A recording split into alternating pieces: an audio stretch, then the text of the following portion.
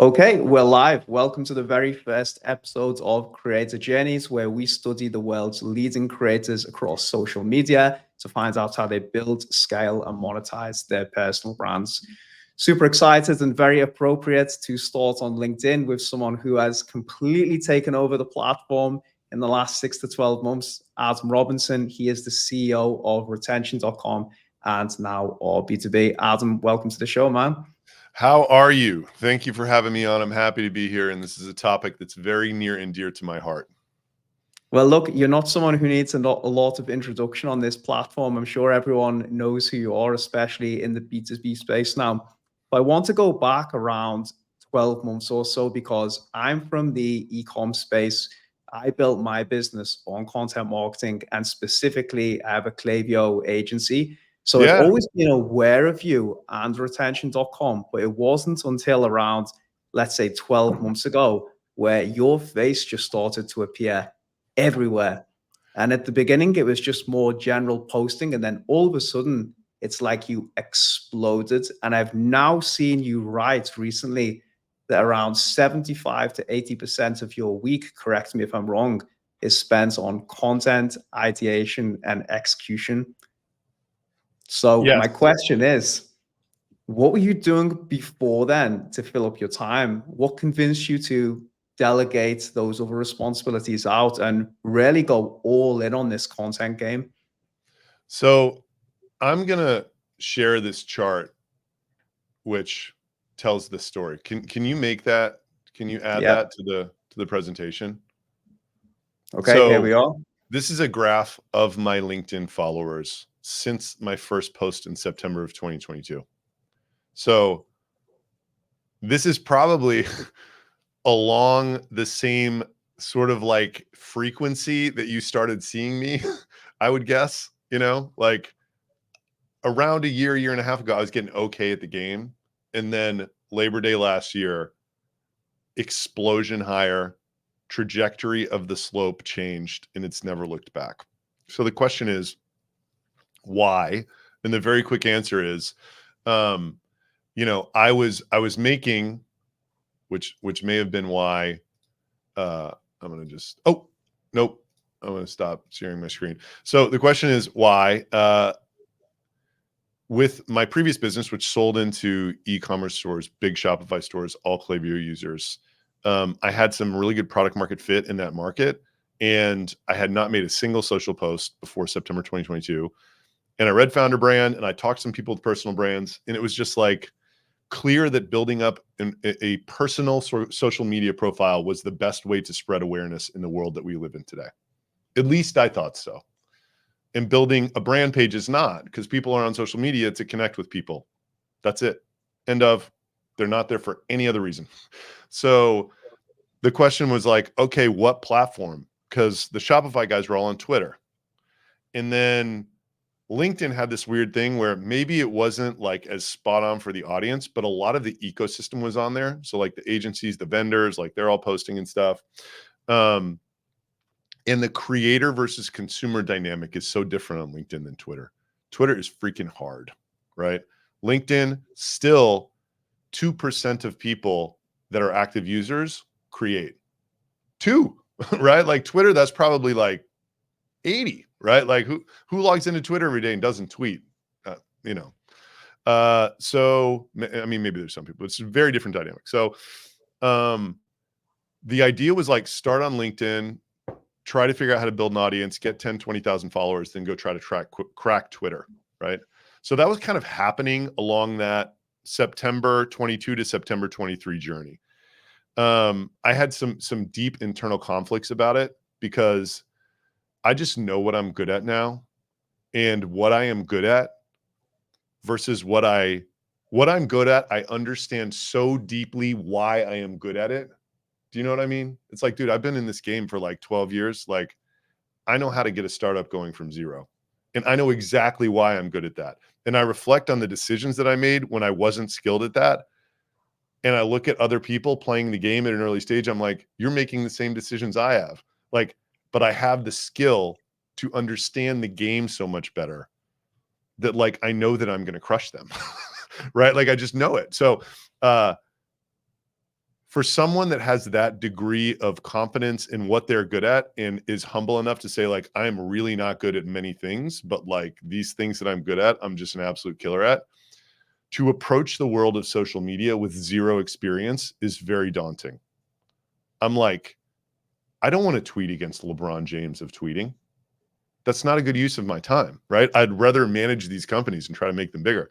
So that to me was like a mammoth objection for me to go over. Like you read Gerhard's book, he's like, oh, just like book some time in your calendar and like start tweeting. You know, just do it every day. As if like something would, you know, as if something's going to happen and like that would actually yield into some productive fruit. So the way that I overcame this, it did so like there's this concept that I think is very important with creating content if you're starting from zero. Similar to a startup or any business, you have to find content market fit, right? Another way of saying that is you have to find your voice. That does not happen quickly, right? The reason to start posting when you know it's not going to work, which I have not internalized till very recently, the reason to start, it's not about getting business. It is not about getting engagement. It is not about growing following. It is about finding your voice. Once you find your voice, all of that other stuff comes in a way that you could have never expected. But it just requires being blindfolded and throwing darts for a long fucking time. It took me a year. I've heard people say it takes longer. But yeah, I was conflicted about this whole first year of 0 to 20,000 followers because I didn't know why I was doing what I was doing, which really bothered me. Right. I didn't know why I was making, but I was just like, whatever, like, okay, I'll try writing about like, you know, the spiritual aspects of business this week, or like, I'll try writing about like hiring and firing this week, or like, I'll try to write about like, you know, how I think about product this week. Like now, no way, dude. I know exactly who is going to engage with a post of my 3 key. I have like founders, marketers at Series B and above startups, and salespeople in my universe. I know when I've written a post for salespeople. I even know how well it's going to do. Kind of, right? Not always, but like I know when it's a banger and I know when it's not, you know? So like before that, it's like it just requires this faith, right? Like you're like, I'm going to figure it out at some point, but like I just don't know what I'm doing. And it's a really uncomfortable world because like as entrepreneurs, you know, it's like we want certainty. You know what I mean? It's like we're in an uncertain world, so anything that can provide some certainty is like very comforting. So, Yep. so yeah, man. So what happened in that aha moment? That's like what this was all built up for. So I was very conflicted before because I didn't know why I was doing what I was doing. I was trying to write content for e-commerce stores, and I was not an e-commerce store owner. I wasn't even executing. Like in an agency, you were at least executing on behalf of them, right? Yep. My product served a very niche function in email.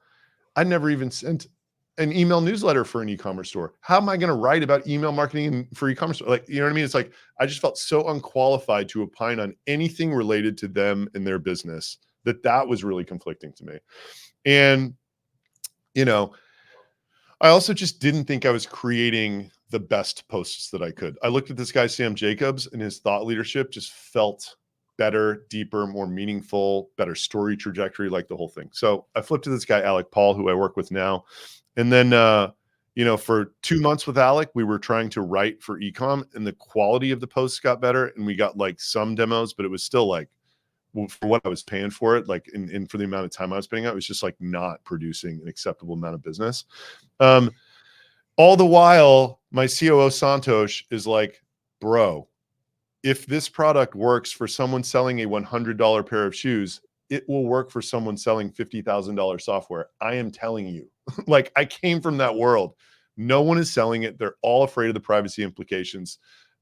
We have to offer a product. So we hadn't even built it yet. And I was like, you know what, Alec, like, or you know what, Santosh, like, I'm going to see if LinkedIn is a good top of funnel for that. Like before we even had a beta product, it was like, I'm going to start writing for B2B SaaS people. And Alec was like, oh man, because all of his clients are B2B SaaS founders. A lot of them sell into MarTech, which is like the LinkedIn paradise, right?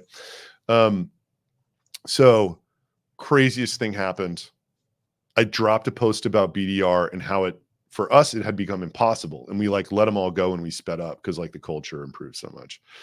I mean, I went from like my good post getting 70, 80 likes to like 3,500 likes, right? Just like, and I was like, holy shit, like what just like, did I unlock something? Right. And then a week goes by and I sit down.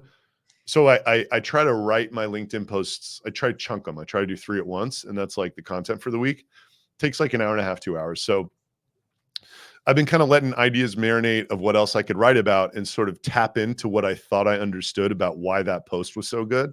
And basically it was like, my understanding still is like, no one else was willing to say what everyone was thinking, right? If you can like figure that out. And the hard thing about it is you have to be in a very specific position to have that observation, right? Like people have told me like, I articulate the pain that only a scaling SaaS founder would know. You know, no one is willing to say it because you have employees, you have investors, you have all of these like hype circles that you're having to manage. I have employees. I think they appreciate it. When you come and work for me, you know that this is coming, right? Like it's no surprise that when it sucks, I'm going to say it sucks, and when it's great, I'm going to say it's great. So anyway, I sit down to write these posts. We were in Santa Fe last year over Labor Day for like a week, maybe 2 weeks. It was 6 p.m. We had an 8 p.m. dinner. I'm like, guys, I got to write my LinkedIn posts. So I sit down, I write them. And then I come back to my wife and friends 2 hours later. I'm like, guys, and I've been telling them about, I'm like, this crazy viral thing happened for me. I don't know if it's going to happen again. I'm like, guys, if these posts are bangers, I understand what it means to write a great LinkedIn post. If they're not, I'm still where I was a year ago. I have no idea why I'm writing what I'm writing. Right. And then dropped them. And it was like, 2 million impressions over 3 posts, just like absolute explosion, And then that happened. And I remember talking to my co-founder today and I'm like, man, like if we have something to sell into this audience, like I know how to write these posts. Like I can write 1,000 of them, like I get this now. So like we definitely need to build a product. So it like started the journey towards our B2B, and it just was so magical because the content. So like I'm a huge believer just with startup philosophy in software is so hard to build that you must be building your buyers as you're building your product. Like you need to get people to pay you before it is there, even if it's $1, right? Like you gotta, and if no one is willing to pay you for something that's going to be there in 6 months, it's not good enough, right? Like, so this brilliant reach into this highly targeted universe allowed us to get on the phone with 300. Like we had decided that like demand gen marketers and like people doing ABM, so like VP marketing, like Series B and beyond or whatever, that's who we wanted to actually speak to. It allowed us to have 300 conversations with those people, and the original conversations were like, we already have that because everybody has this like, company level ID stuff. And then by the end of it, we talked to enough people and it kind of gotten around. Like we had, 50 beta testers, like 10 of them were paying us. We had 3,000 people that were on a waiting list for this. Like, and it was literally just like all because of this. My favorite startup book's The 4 Steps to the Epiphany. If you read that book, that guy's like, you should cold call, 5 people a day, and that'll get you 1 meeting a day. And like, that'll like Santos and I were talking at literally 10 people a day that we would have paid, $500 an hour to speak to, like for this information. And then it got to the point after three months that we literally knew before the conversation started, based on who we were speaking to, what they were going to tell us. Like, what a killer position to be in before you launch a product. Yeah. Still got it fucking wrong, for the first 6 weeks, but like it was just this incredible thing that this founder brand unlocked,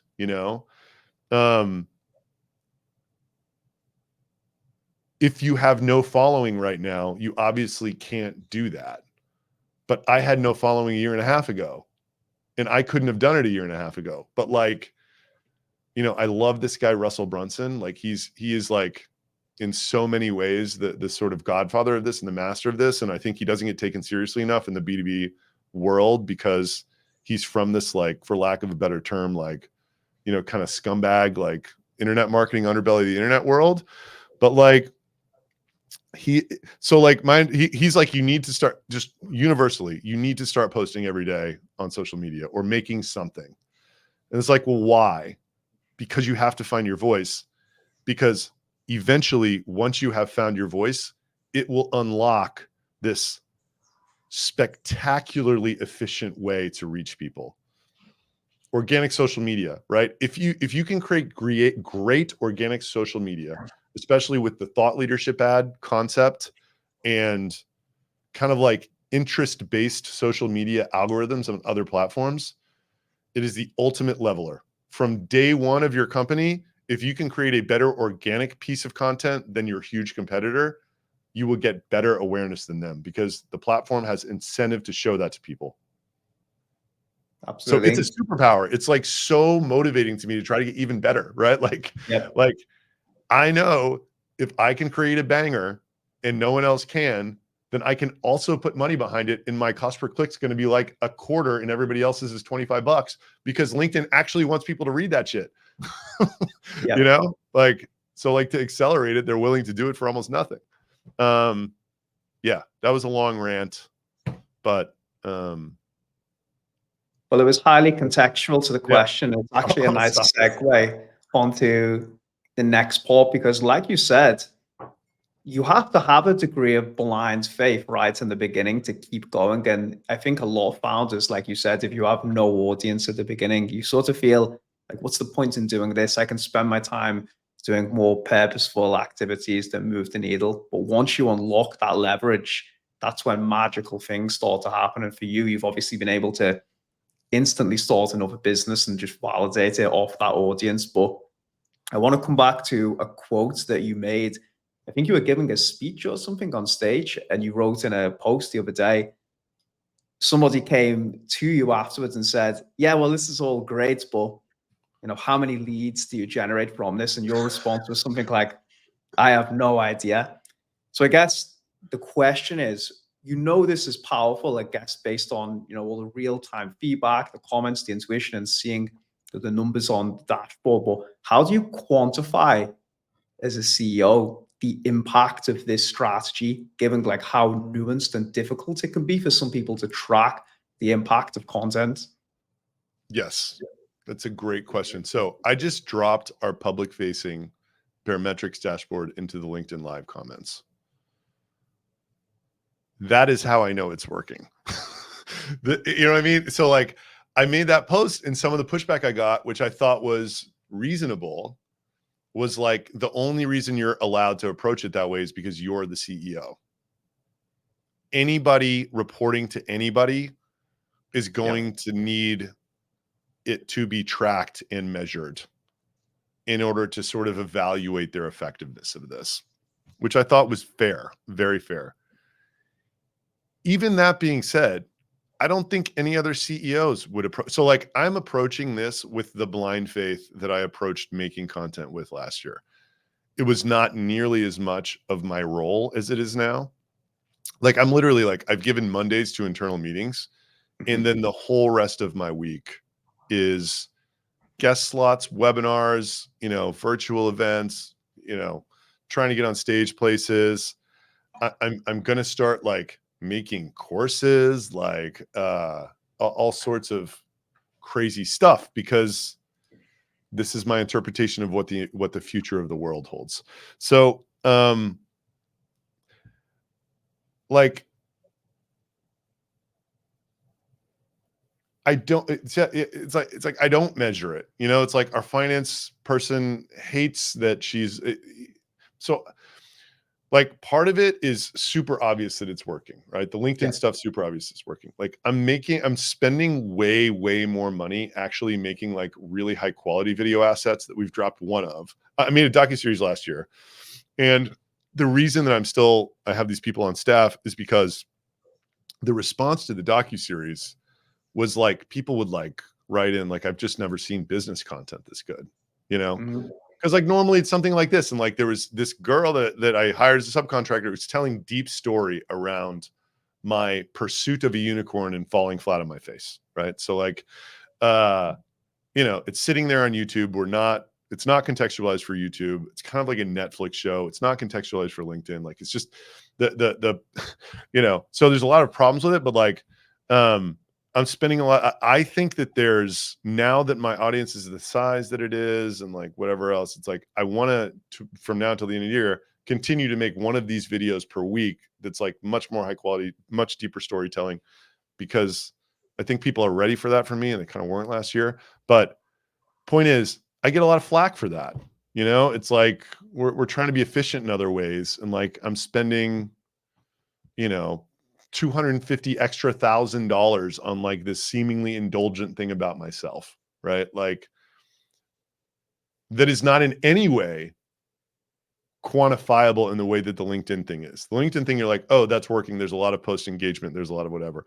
And then the talking heads are, you know, they're cheap and in my opinion, they work, but like this other stuff is really expensive. So it's even I am fighting the battle of like what, you know, what is coming from the dollars, you know, but like when you just look at what's happening on that barometrics chart that I dropped in, it's like, okay, this is probably all from the founder brand, because where Yeah. else are people getting awareness from? So like, let's go at it even harder, right? Like, and let's, you know, I want to have like maybe a third of the budget every year being wildly experimental stuff that is not going to be obviously working, and like 2/3 of it that is. So that's kind of the way that I'm approaching it. Like I'm going to like try to start a YouTube channel next year, for instance, and probably spend 250 grand on that, like working with like the best YouTube people or whatever, you know? And we're going to come on to that. And obviously, you've got a head start because you've got those wood slab panels. Same here as well. And we know that increases the reach by 20% of any LinkedIn post. They're prerequisites. But it's interesting to hear you talk about the $1 billion channel challenge, because I personally love that. And I remember Yeah. waiting for those episodes. And as soon as those episodes went out, I would share them with all our team.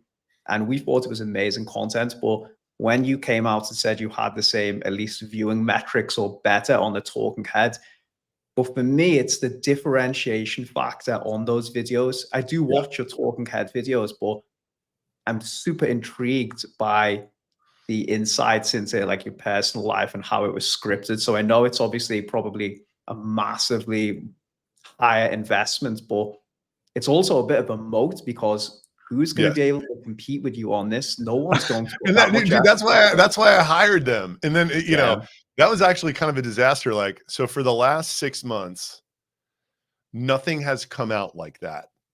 We ended it at the end of last year. They've been full-time.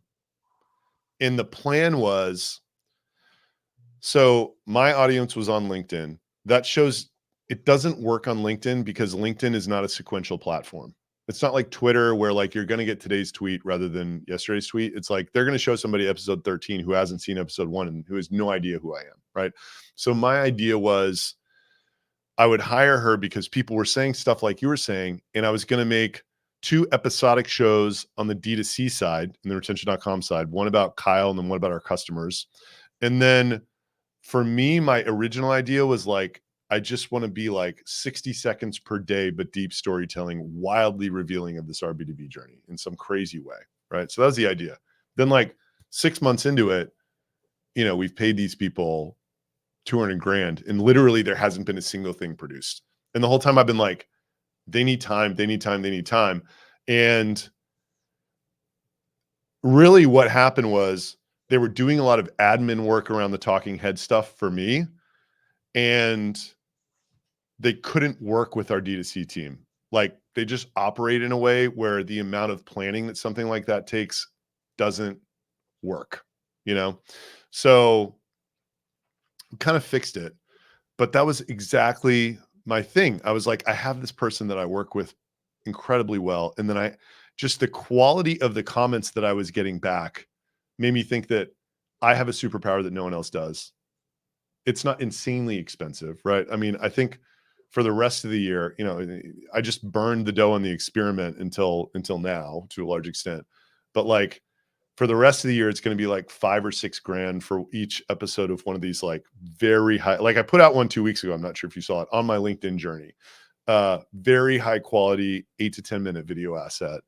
And then they're actually going to repurpose some of last year's $1 billion challenge episodes and change the story slightly so that they are standalone. And then this year's $1 billion challenge season will be all standalone episode, kind of like a Black Mirror episode where it's like, you don't need to know what happened in the last one to like know about the next one. So yeah. And my audience is a lot better and a lot more thirsty for that kind of stuff from me too. So like, I'm dying to see in 6 months, like how this all played out, you know? Absolutely, yeah. And I think you're ahead of the curve on that. I think going back to a point you said, it's contextual based on the platform. So the talking head videos, they are great on LinkedIn because that's what the audience wants. I would love to see you go deeper on YouTube with the $1 billion challenge. And I know you were going to come onto YouTube and what your strategy is there. But if you listen to the biggest creators on those platforms, well, it's actually normal for them to spend 5 to 10K per video because obviously you have the impressions to justify that, but that would completely warrant the investment that you're making in it. So I think I agree with you. It just has to be contextual based on the platform. We sort of covered video content, which was the next question really, and why to pursue that.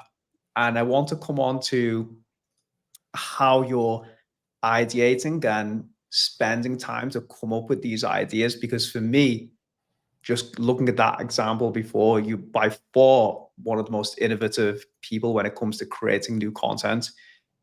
Do you have a formulaic way or period of time where you're sitting down, for example, on a Sunday evening and then saying, okay, here's what I want to post about.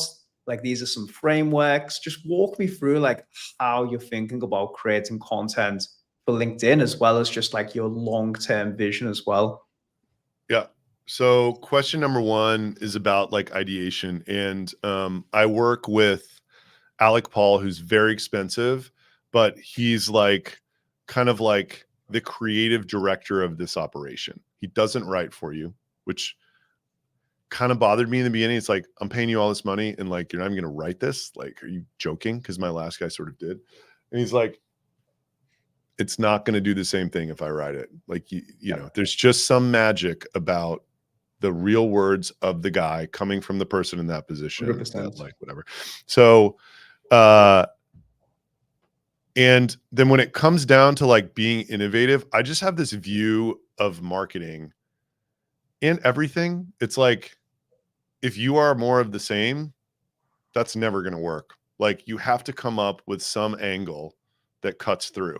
And like, what is that? It's like, there's mainstream, then there's crazy. And you got to kind of be in the middle of that. That's like kind of crazy, but like not so crazy you get written off, you know? And I think whatever your opportunity is in life, I think it really benefits you to like look at it and say, well, what can I do that other people can't do and why? Like Tim Ferriss has a way of saying this. It's like, what rules are people obeying that they don't need to be obeying, right? So people obey the rule of, I'm not going to share my financials. Well, on social media, if you do, that just crushes. So like, I knew that. I'd like watch Nathan Barry and all the attention he got for ConvertKit for like making one of these barometrics dashboards. So I make one and I promote it all the time because that's the most memorable part of ConvertKit for tens of thousands of entrepreneurs, right? And it will be the most memorable part of RB2B for tens of thousands of entrepreneurs. It's an attention game. How do you get mind share of people, right? Like some dude who just posted this, like he's posting his shitty churn, you know, like, but the thing is still growing at 130%. It's like, I've been around for 5 years. I'm at 1 million ARR and this guy's at 1.4 and he launched 16 weeks ago. Like, what is he doing? I'm going to go learn more. Right. And then they go to my LinkedIn and I'm like talking about it. Right. It's just like, I just think it's like, relative to other content out there, it is an amazing, like, I know because 5 years ago, I would have killed for this. Killed. Yeah. To see Nathan Barry's ConvertKit dashboard, then be able to go to his LinkedIn and see why he was doing what he was doing and what was working for him, he could have charged, I mean, he could have charged me tens of thousands of dollars for like a membership to that, right? So like doing it for free, like I'm not surprised that it's crushing, right? So in a lot of ways, you know, I am making stuff for that old version of myself at this point, right? You know, and I think this guy, Russell Brunson, like everybody should read Expert Secrets. Like I just got done reading it. It's all about how no matter what you're selling, in this case, we're talking about SaaS, I think mostly, maybe agencies. If you can get to a position in an ecosystem where people are willing to pay for your actual advice, the game is won. Like you're no longer so like my idea is like, I have this deep conviction that the system is set up to not allow people to bootstrap to 10 million ARR. But if they were just a little more disciplined and were comfortable with it taking a little bit longer, 10 million ARR for a SaaS company, getting there in a lean way, it is freedom. It is your life, your financial problems are over, right? Because you could turn around and sell that business for $40 million that day. You could hire a CEO to go run it. You could work 100 hours a week if you want to. You could work 1 hour a week if you want to. You could stay super lean for 5 more years and pay yourself $5 million a year at that point. Like you could do a unicorn if you want to, but at that point you could raise $100 million and really do it because like you figured out your acquisition metrics, like so dialed. And the discipline that you get when you go through that and the judiciousness about like the trade-offs of go-to-market and everything. I don't hear anyone speaking about this because the problem is like the 1 to 3 entrepreneur, it is a state of desperation. So like 0, who cares? You don't have anything. You get to 1, you're like, this is awesome. You get to 2, you're like, if you get stuck at 2, you're like, man, like I may spend 10 years on this and still be at 2 and then have to go get a job. And when I'm 50 and like get to like, it's my wife might leave, right? It's like very desperate. Right. Yep. And then when you finally break out and get to 5, after being in that desperate state for years, the world comes to you and says, if you sign this piece of paper and take my $7 million, you personally, you're not allowed to have it, but you personally are worth 30 million bucks. You know what I mean? It's like a head job. So of course you take it, right? Because like you're rich now, but you're not, you know, but they make you think you are, but like whatever. So this message is not out there, right? Like, and I believe that with founders, they should think this way, right? And like, I think that like, I can make almost like a religion around this 10 million vision, you know, like with the type of content I'm making and how I'm doing this. And like, you know, at the same time, there's this radical shift in go-to-market getting so much harder. And I very clearly have the playbook. I mean, I'm showing you the scoreboard, right? Like, so if you are in that position, I could sell anything to these people, right? Like, it's not even about, it's like my competitors, whatever, like Warmly Lead Feeder, like they're like, oh, we'll resolve 2% more and we're $3 cheaper. And we have like a whatever. It's like people who will buy R2B, if that is what I'm communicating, they're buying a path to freedom, right? Like it's so different. And that's what Russell was selling. Like he was selling his brain, you know, he was selling a way of life, right? Like, so I'm so deeply interested in this because social media is set up to do that, right? It is set up to aggregate community around ideas. And yeah, man, this is what I think the future is. You know, Isn't it I crazy that have perfect alignment with like who I am and my audience, everything else, but like that's what everybody will have eventually. If you start posting today, in 5 years, you will have the opportunity to do what I'm doing. Like you will have aggregated. So it may be a different product than you're selling right now, but like by reporting what you're doing and finding your voice, eventually that audience, you're going to be able to launch a product into that. I mean, we see it on D2C, right? Like, oh, that's all they fucking do, you know? Exactly. So you're just basically leaning in to your authentic self more and more, and then it's just compounding and adding more value. It's interesting how you frame that part because, as you said, the more bold you are, and then you start to get traction. It just sort of incentivizes you to reveal more and more. And I think going back to like one of the things we spoke about at the beginning, for me, it's a travesty. You have these super intelligent founders, but they're scared to post something on LinkedIn, because for me, it's a huge loss for the world that they're not sharing insights into all this intelligence and knowledge that they've gathered. But like you said, I think that's becoming a huge differentiating factor and something you need to do with this go-to-market play. We're going to come back onto this content market fit thing to finish in a second, but just talk to me a little bit about, you've sort of conquered LinkedIn now. You made a post about YouTube the other day.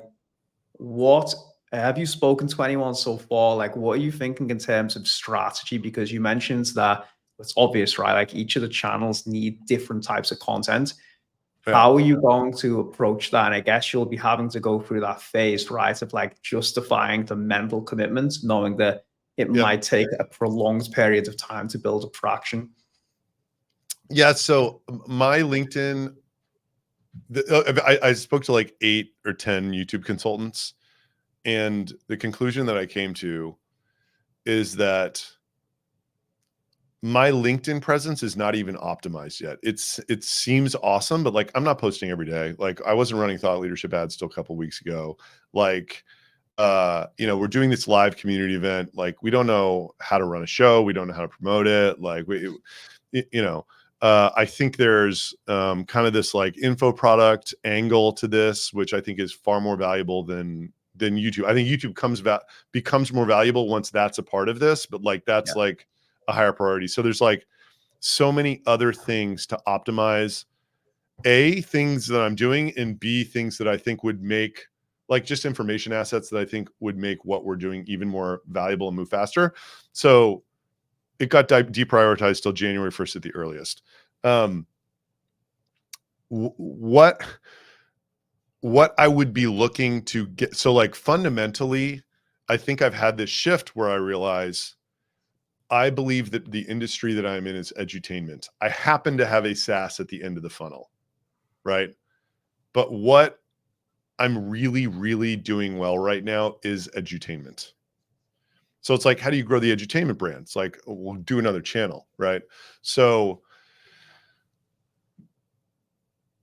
then it, like I said before, it just comes down to like, well, is this channel optimized first? And like, I just want to get to the point where anybody would look at the operation that we're running right now, they'd be like, that is incredible. Or at least I would, because if you're looking from the outside and you don't have it, you're probably thinking it's incredible, but like, there's just so much optimization that can even go on. And then, you know, what am I hoping getting out of YouTube? I think it really depends on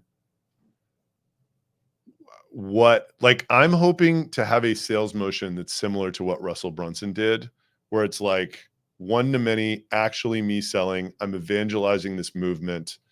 The close is like information and tools related to the movement, plus you get the SaaS for free for a year. I'm just going to see if I can like do that, you know? If that works, then the purpose of YouTube is totally different than if it doesn't work. If that works, then it's like drive people to that event, right? If that doesn't work, then it's like kind of like get me the SaaS founders before they've matured enough to LinkedIn and make me known, liked, and trusted among them as like the source of how to go 0 to 1, you know? And then once they're at 1, they kind of like jump over to LinkedIn and they're like trying to prospect like serious people and stuff like that. And then that's where it like really gets good for our product, you know? So that, yeah, those are kind of the 2 ways I'm thinking about it, you know? Interesting. We're going to come back onto the like leveraging your personal brand on those type of info products. I want to finish on that one because I think it's really interesting.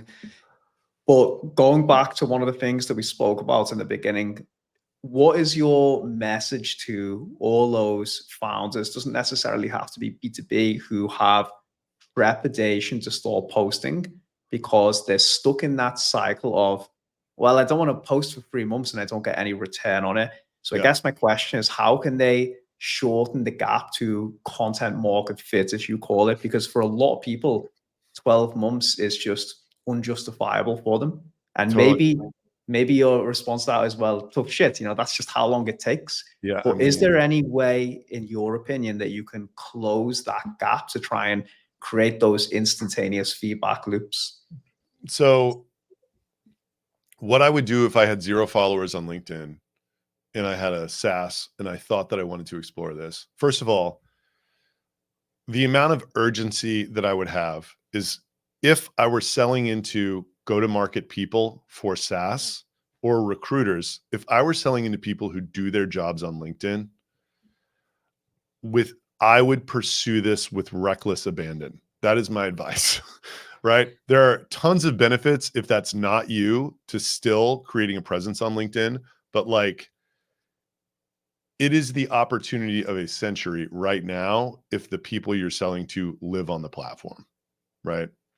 So I wouldn't just start posting. I would hire a ghostwriter and watch how someone writes who writes for LinkedIn and tries to take your ideas and like contextualize it for the platform. I would also study people like me, Chris Walker, this guy, Nigel Thomas. He uses templates really well. I love Chris Walker's headlines. You know, I like how he writes posts. Like I do some stuff pretty differently than him. Like see these people, you know, look at Sam Jacobs. These people have developed deep community on real thought leadership to try to understand why they are writing what they're writing, you know? So first step is like, just get somebody writing like basic ideas tangential to your world, right? And see what they're doing. And then if you have posted 0 times on LinkedIn, you will probably start getting, you know, maybe not demos, but like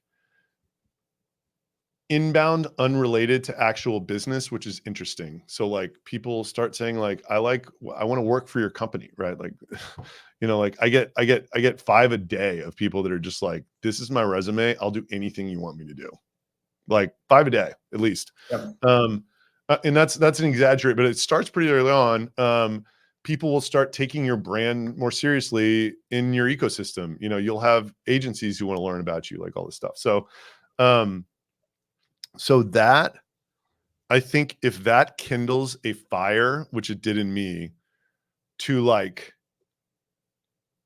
I just saw how powerful it could be. And I was also in this like D2C world seeing how the ability to harness this UGC, this organic social content, was just allowing people to crush. My favorite story is this guy, Joe Lee, the showerhead company, 3 full-time employees, 50 million run rate in like 18 months. Why? How? Because for virtually no money, they were able to harness, they were able to get 30,000 pieces of UGC created by like kind of aspiring influencers on TikTok over the course of 2023. So, you know, that it's like, it's going to take a while. You know, there's no real shortcuts. You can do some like tricks to get your audience growing a little bit, like in the beginning, but like,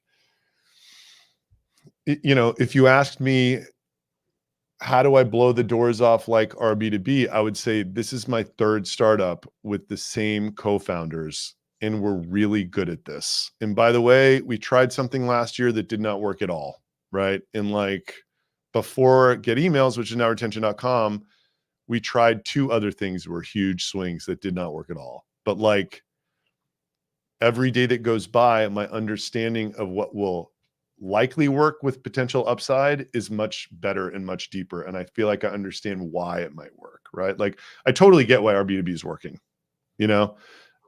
Retention.com confuses me because like there's only one way we're getting customers. It's in the field. It's account list, 1,500. Like we're trying to like get our network of people who kind of are affiliates for us and influencers to introduce us to these people. And it like requires creating an event worth going to, right?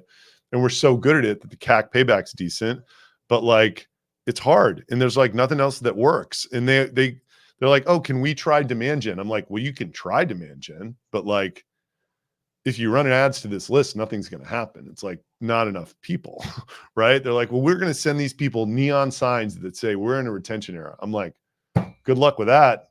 You know, like awesome. Keep trying, you know, like keep the spirit alive. But like, yeah, man, things are just like hard out there right now. Like cold emailing from the Philippines, which was our lifeblood until until 15 million ARR just doesn't seem to work for us anymore. And I think a lot of people are feeling the same. So, yeah, all that is to say, if you get to the point where you have the magic of creating organic social content for a given audience, you have the power to go to market more efficiently than anyone else. 100%. But Out of curiosity, that takes time, right? Like I mean, behind every overnight success is 10 years in the making, right? I'm not saying it's going to take 10 years, but like, you know. Yep. So essentially just boils down to deciding whether you're in for the long term or you're not going to commit to it. I would be very curious to know, you mentioned like that diminishing returns of outbounds, and this is something that we've experienced with our agency and pretty much every agency. So it's not just SaaS as well. Have you seen any increase in effectiveness, like putting content behind some of those direct response channels? Because I know that if I get an email, let's say a cold email from retention.com, Adam Robinson, I'm going to open it because I know who you are. Have you Yeah. experimented with any type of strategy on the outbound front and backing it up with content? So like outbound for, outbound for our B2B is coming from me with like these sketchy domains. The offer's killer and people recognize me. So it's working, but they might have signed up anyway because it's free. You know what I mean? It's like really hard to like, it's the classic thing of like, were you just getting in the way of something that happened anyway? Or did that outbound actually work? Right. So it's hard to say, but like it's working, but it's like got all that other stuff. I think what you're saying is like the thing that determines how an email does more than anything else is who sent it. So like Exactly. the other benefit of, creating these massive profiles is that people think they're your friend. It's like your friend is emailing you, and the whole motion that Alec and his partner do, which I tried to get going for e-commerce, was great content, inbound connection request, accept ICP, shoot them a message that says, what caught your attention? Wait for 60 days, because once that happens, they get served your content. 60 days later, you're a celebrity to them. Then you're like, yo, you want to hop on the phone and like talk about this, whatever. And they're like, yeah, so like to some extent that is also happening with email, but like not as directly. Cause like, you start that process when you accept their connection request on LinkedIn. It's like undeniable that like your content will get prioritized. But like with cold email, yeah, like if you're kind of like, a cold email effort from me into SaaS founders is going to do a lot better than a cold email from me into, developers at government agencies who are like building space tech, right? They're not going to open the email. Yeah. Yeah, absolutely. I'm going to finish on something that you touched on a couple of times that I'm super intrigued by. And this is something that I had good success with as well, pivoting from the agency. And you talked about info products and using your audience as leverage that way. What are you thinking about? Is this just a course play or a community? Because you've got a lot of power at your hands, right? Like you have like something close to 100K followers, a crazy audience actively engaged with you. There's lots of strings you can pull with that. So I'd love to just know what you're thinking about. Yeah. So what Russell Brunson did was he had the perfect presentation, which was like a Tony Robbins motivational speech about growing your business. The key was funnels. And then at the end of the close, it was like a value stack of 10-to-1 value that was, here is how you do this, info products and tools related to it, templates and like whatever else. And I'll give you the ClickFunnels app for free for a year, right? I think there's a play for us and me there that's like, 0 to 1, impossible. 1 to 10, improbable. 10 to 100, inevitable. It's like, dude, you got to get to 10. I can get, go to market's impossible. I can show you how to do this, right? The only thing separating you from me is what I know. Here is everything I know. Some value stack that's like well over the price of, you know, RB2B for a year. I'll throw in RB2B. It's $9.97.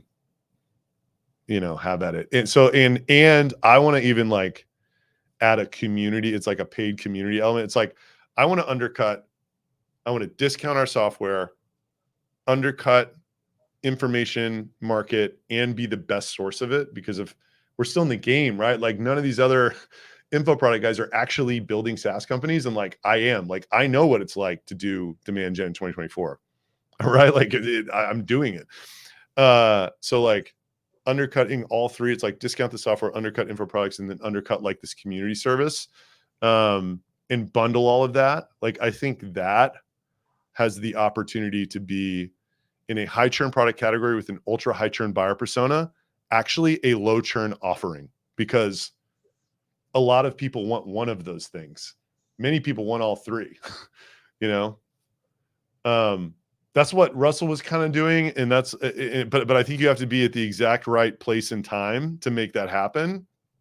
And I see a lot of parallels between where I am right now and where he was in 2017. So that's going to be the attempt. Again, like 8 weeks into RB2B, we had 3,000 free customers and 13 paying, because everything was wrong about what I thought. Like, I thought people are going to buy this $495 plan by pushing a button or whatever. Wasn't the case. This could be totally wrong, what I'm saying right now, but like, I understand why it worked for him. And I see a lot of similarity between right now, how hot this product is, how hot his product was, like, you know, whatever. So that's how I'm thinking about it. I think the format has to be a bit different. Like, a lot of people are in the live event game tell me you can't really just do the same webinar over and over every week and drive new people to it like you could back then. It's just different. So, you know, we'll see.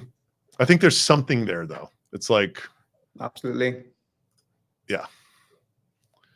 Fascinating. I'll give you some more time to dwell on that. Well, look, man, it's coming up to time. Obviously, it's fairly straightforward how people can get in contact with you. I'll drop your LinkedIn and a link to RB2B in the chat. But want to finish and ask you, who would be a great person for me to speak to next? And also for the audience, who should they study? Who do you think really nails content creation? I mean, I think Chris Walker's great. Gerhardt's really making a push. Yeah, those are kind of the two I look at. Sam Jacobs would be really good too. Any of those guys are going to have a really good. They'll talk to you too. They're kind of in the same game I am. They love the guest spots, you know. We all do, especially around this topic. Perfect. Well, I appreciate your time, Adam. I will drop the links in the chat, as I said, but massively appreciate it. Thanks for coming on, and speak to you soon. All right. Thank you very much, Adam. Cheers, mate.